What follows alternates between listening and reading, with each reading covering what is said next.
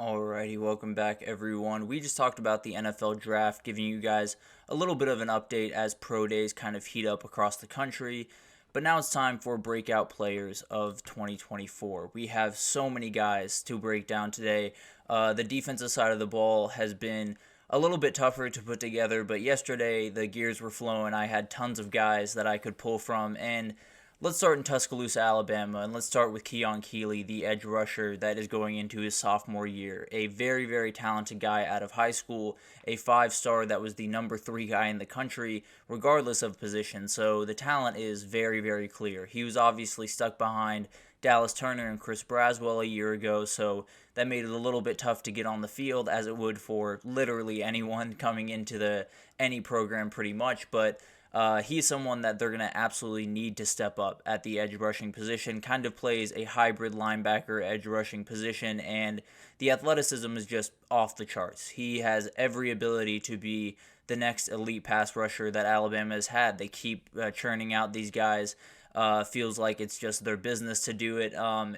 Keon Keeley is someone that I think has as high of a ceiling as most of the guys they've brought in the past little bit, including someone like Dallas Turner, who might just be the number 1 defensive player off the board when it comes to the end of this month. So Keon Keeley has every ability to be an elite pass rusher, and if he is, Bama's ceiling jumps very, very quickly. Obviously, Bama is right in the conversation for the SEC and for getting into the playoff.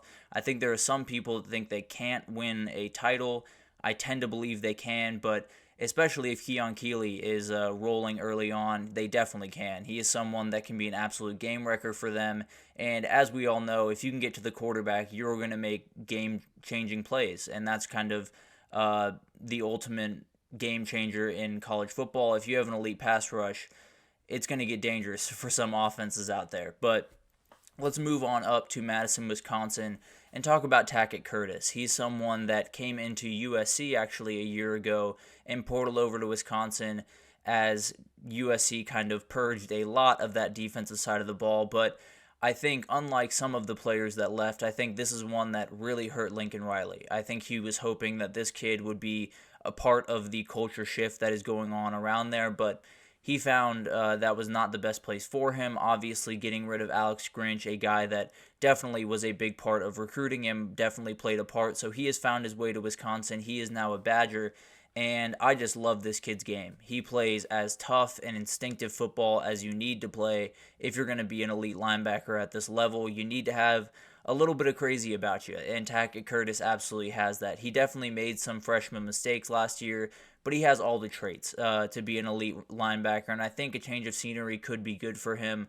I think he's in a little bit more of a comfortable spot now, and I think he's someone that will be super important for Wisconsin, not only this year, but going through the kind of Luke Fickell era as they start this off. Obviously going into his second year this year, not necessarily a ton of big-time expectations on Wisconsin, although I think they're a very interesting team. But if Tackett Curtis can become the linebacker that I think a lot of people expect him to be, things get very interesting very, very quickly up in Madison. So definitely a guy to watch, definitely a guy that we might not be talking about right now, but we definitely can be talking about as a Big Ten, all Big Ten player, or even an All-American at the end of the year, to be totally honest. But then another linebacker down in Oxford, Mississippi, Suntarine Perkins, is someone that is just as athletic as anyone in the country. I don't know if there's anyone as athletic as Suntarine Perkins in the country, to be totally honest. Even as a freshman, it was totally clear that he was just a little bit different. Every time he stepped on the field, I've talked about this phenomenon when we watched Justice Haynes, the running back over at Alabama. These guys just look a little bit different. They're built a little bit different, and Suntarine Perkins isn't the same. He is absolutely ridiculous.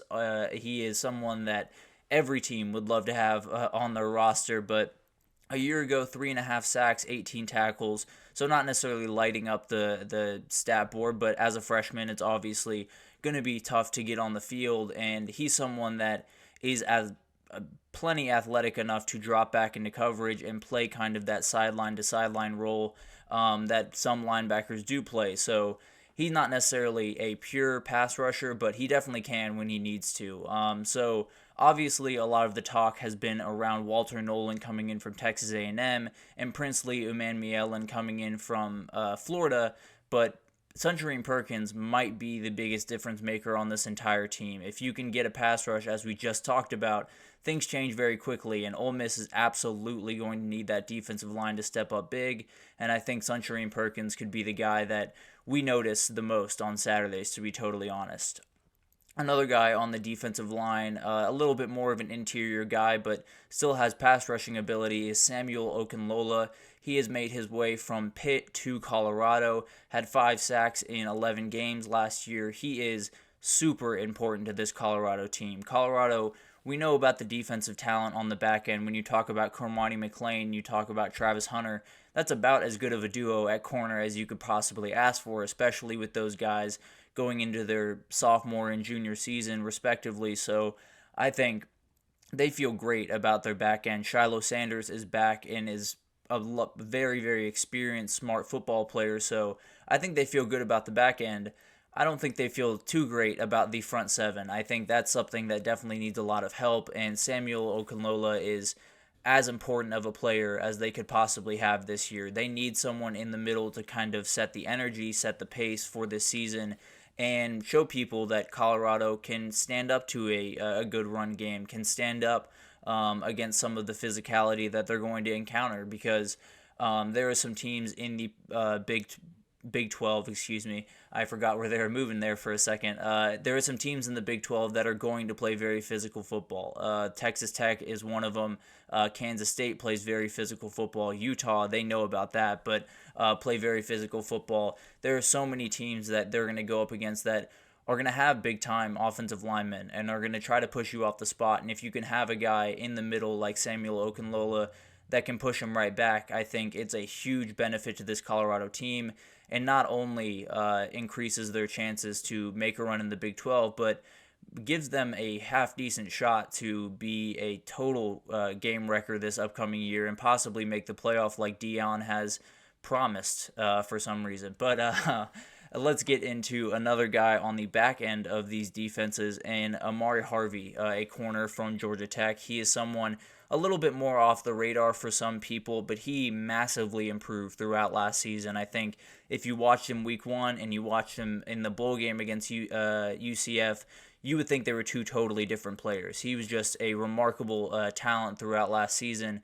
and he had a great day against UCF in the bowl game, had a pick, had 3 pass breakups, was essentially just all over the field. And Georgia Tech is one of those teams that I've talked about a little bit, being kind of a under-the-radar dark horse candidate in the ACC, and having a lockdown corner would help that a ton. They are going to face some teams with some really good pass games. Obviously, Georgia is on the schedule there, so that is not going to make it super easy, but if you have that corner that you can go to and feel very comfortable in, no matter where he is on the field, no matter who he's guarding, it helps a whole lot. And I think Amari Harvey is someone that absolutely could be that for the Yellow Jackets. It's going to be definitely a lot of patchwork on that defensive side of the ball. It was not very good a year ago overall, and Brent Key has done a lot of good work in the portal to get a number of guys in, but I think Amari Harvey is someone he's really, really glad to have back on campus.